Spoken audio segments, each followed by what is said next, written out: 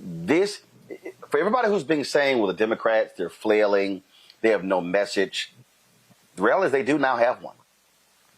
They now have something where they can say what we are for and what the people are against based on what they've already done.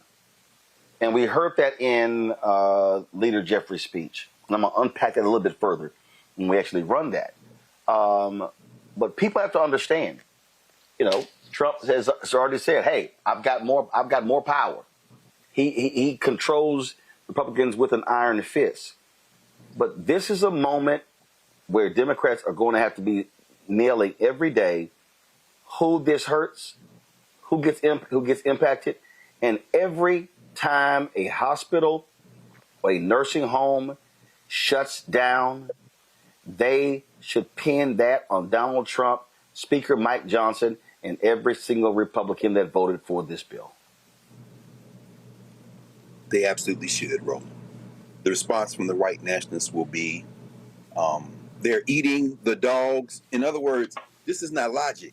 Never underestimate the power of white supremacy. As Joni Ernst, Senator Ernst said, everybody dies.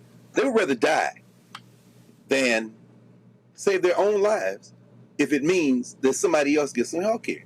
And so, yes, the Democrats do have a message. And yes, Leader Jeffrey spoke for an impassioned almost 9 hours today. Yes, he broke a record. And then they voted the way they were going to vote anyway. I don't give any credit to Fitzpatrick. Thomas Massey, who built his house with his own hands, is always going to do what he's going to do. He ain't scared of them. Fitzpatrick, after voting to advance voting to advance legislation, left the House floor in the middle of the night. Why? He know he's not going to win re-election. He need to roll over these white nationalists like the sea.